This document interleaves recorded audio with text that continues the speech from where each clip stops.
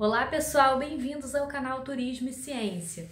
No vídeo de hoje a gente vai falar sobre os parques naturais aqui do Rio de Janeiro. Não sai daí!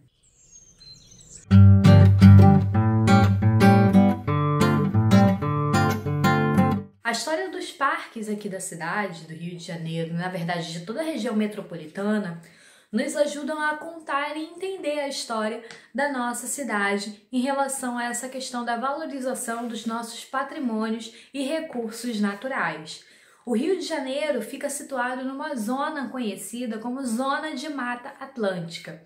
A Mata Atlântica é considerado um dos biomas mais ameaçados de extinção aqui do Brasil. A Mata Atlântica recobriu uma área de cerca de mais de 90% da cidade do Rio de Janeiro. E hoje só existem cerca de 12% dessa floresta original. Na verdade, a Mata Atlântica é considerado um dos biomas mais ricos em biodiversidade, considerado um hotspot. A exploração dessa área começou ainda na chegada dos europeus aqui no Brasil.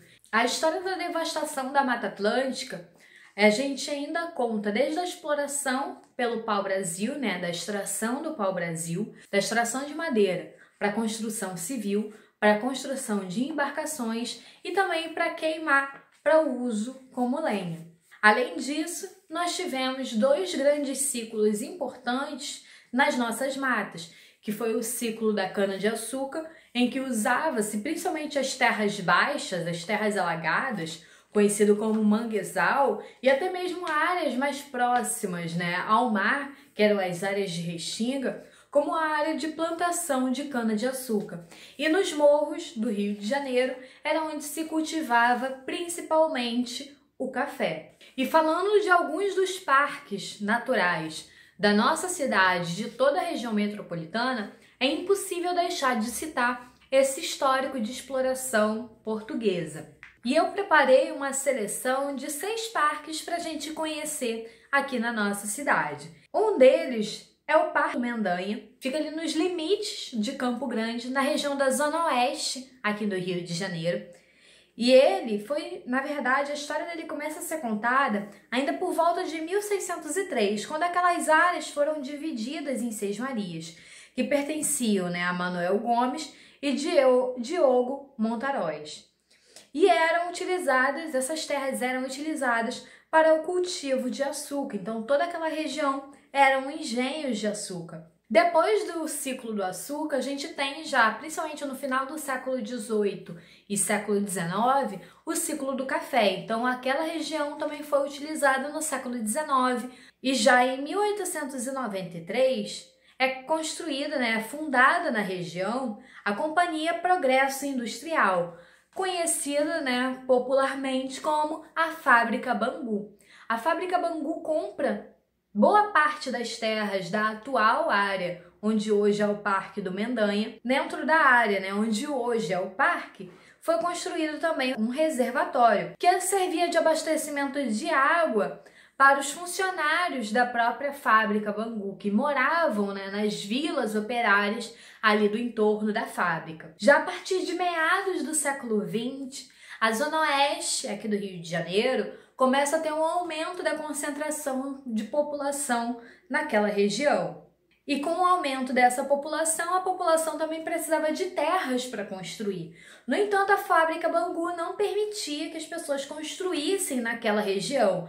A exploração imobiliária na região e toda a exploração do crescimento, como aquela era uma área privada, era uma área particular, acabou se tornando durante bastante tempo uma área quase que intocada. Já a partir da década de 90, a Fábrica Bangu começa a entrar em decadência. E com isso ela propõe a venda do parque aqui para a cidade do Rio de Janeiro. Até que em 2001, isso de fato se concretiza. Então, bem na Zona Oeste, a gente tem o nosso Parque Estadual da Pedra Branca.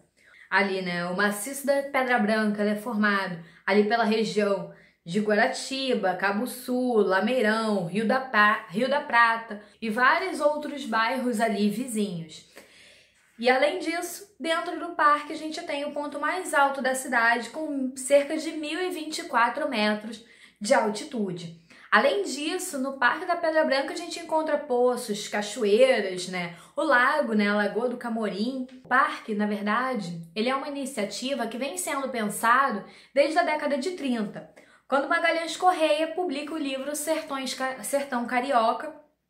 E nesse livro ele também sugere, ele também propõe a criação de uma área de reserva para proteger o parque e todo o maciço da Pedra Branca.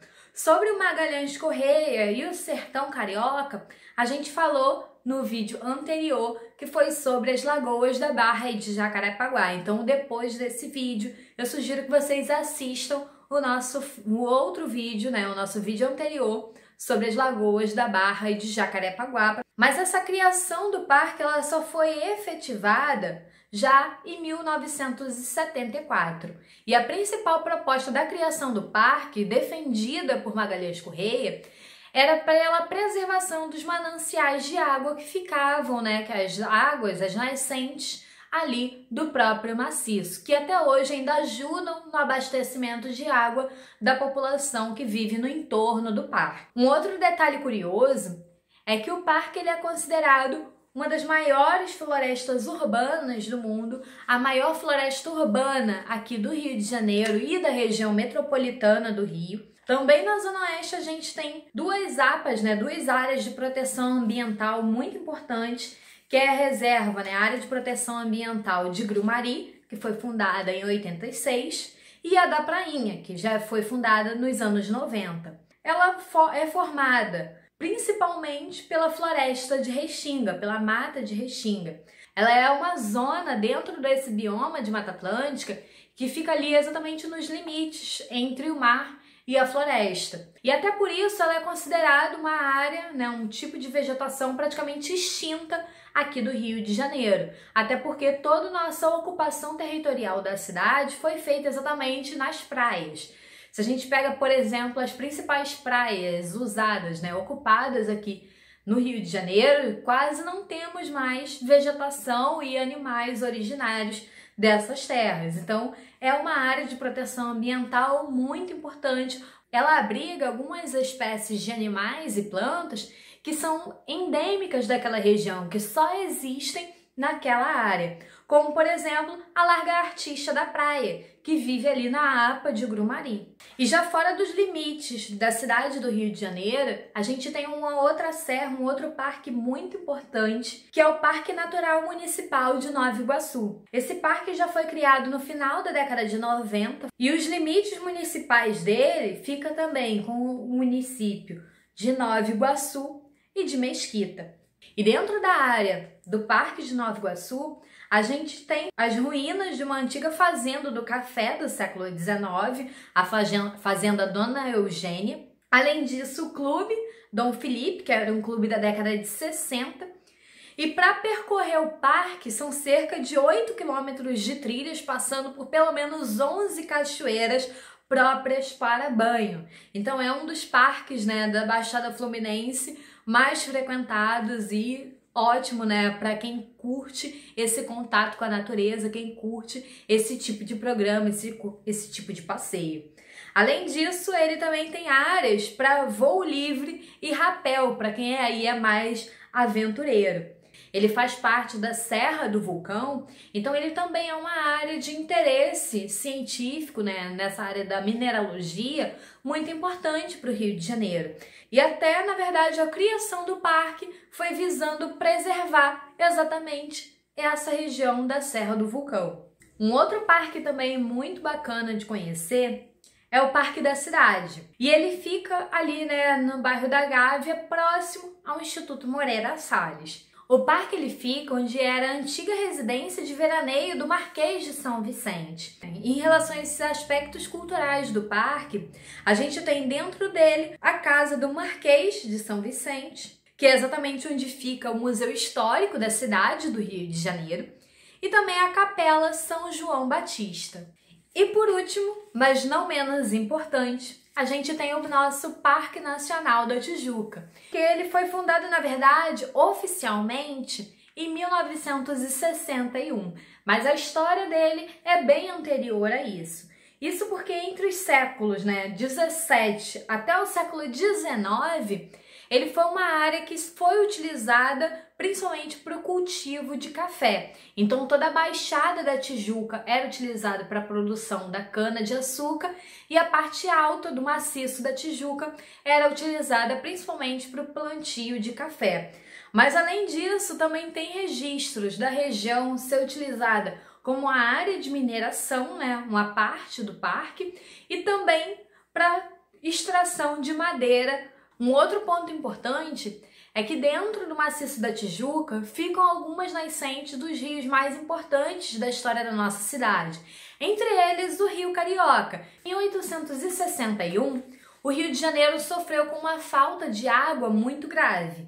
Então, o principal rio que abastecia toda a cidade simplesmente secou, parou de dar água. E assim, Dom Pedro II declara o parque, e toda aquela região como a floresta protetora. Então ele compra as fazendas e as chácaras que ficavam ali no maciço da Tijuca e inicia um projeto pioneiro aqui nas Américas, que foi o primeiro projeto de reflorestamento de uma área natural. No total foram cerca de 13 anos e foram plantadas mais de 100 mil mudas, 100 mil árvores, principalmente de espécies nativas da Mata Atlântica. O Instituto de Biologia da UERJ criou também um guia de campo para que as pessoas consigam percorrer uma das trilhas do parque seguindo um percurso pedagógico. Então ele pode ser utilizado para qualquer pessoa, mas ele é principalmente aplicado para escolas, Então também é uma área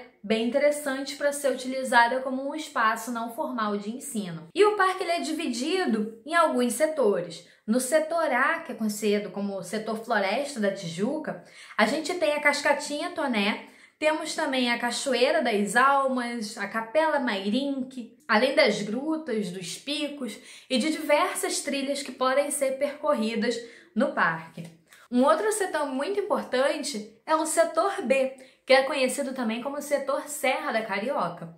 É nesse setor que a gente tem o Parque Lage, a Vista Chinesa, a Mesa do Imperador, o Horto e também o nosso Cristo Redentor, que é considerado uma das 7 maravilhas do mundo moderno. Então, quem visita o Cristo Redentor, obrigatoriamente visita o Parque Nacional da Tijuca. É o setor C, que é o setor Pedra da Gávea e Pedra Bonita. E o setor Covanca, ou Pretos Forros, que é uma área do parque que é mais voltada ali para a região da Taquara. E é a única área do parque que não é aberta para visitação. Ganhou o título 2 vezes, por 2 anos consecutivos, como o parque mais visitado do Brasil. Bom, e algumas recomendações que eu faço, sempre que vocês forem visitar um parque, o ideal é que você contrate o serviço de um guia de turismo, que vá acompanhado de um guia de turismo, ou minimamente por alguém que realmente, de fato, conheça o parque para evitar qualquer tipo de problema, Principalmente as pessoas se perderem no parque. Um outro ponto também que eu gosto sempre de falar é nunca ir num parque sozinho, O ideal é sempre que a pessoa vá acompanhada por pelo menos mais uma ou 2 pessoas.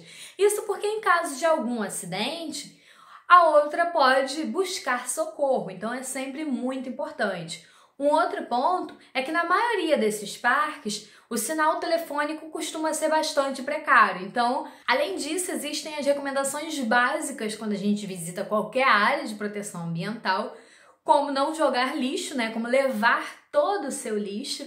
A maioria desses parques possuem lixeiras. São áreas que têm animais, que vivem nessa região. Então esses animais às vezes acabam pegando esse lixo, se contaminando até, ingerindo algum material que ele nem poderia comer, como por exemplo, sacos plásticos. Então o ideal é que a gente leve todo o nosso lixo de volta e depois jogue fora já numa lixeira na cidade. Não é permitido o acampamento em nenhum parque aqui do Rio de Janeiro. Além também, de ser proibida a presença das fogueiras. Para as Olimpíadas foi inaugurada também a nossa maior trilha urbana da América Latina, que é a trilha Transcarioca. Ela tem cerca de 180 quilômetros e ela percorre a região da Barra de Guaratiba, atravessando todos, né, os parques aqui da região central do Rio de Janeiro, chegando até o Morro da Urca. E na verdade, visitando muitos desses parques que eu comentei, vocês já visitam boa parte dos trechos da trilha Transcarioca. O Rio de Janeiro ele possui, né, toda a região metropolitana do Rio possui vários parques e várias áreas de lazer que são muito interessantes para ser visitados. Então podem deixar aqui nos comentários algum parque, alguma trilha que vocês gostaram, talvez desses parques mesmo que eu comentei durante o vídeo. E eu espero que vocês tenham curtido esse vídeo, tenham gostado. Esse vídeo também foi uma das sugestões dos nossos seguidores, né, aqui do canal. Quem tiver alguma sugestão para um próximo vídeo, pode deixar também aqui embaixo nos comentários. Não se esqueçam de se inscrever no nosso canal. Além disso, me seguir nas redes sociais. Minha página do Facebook é Turismo e Ciência e no Instagram, @KarenEline_Turismo e Ciência.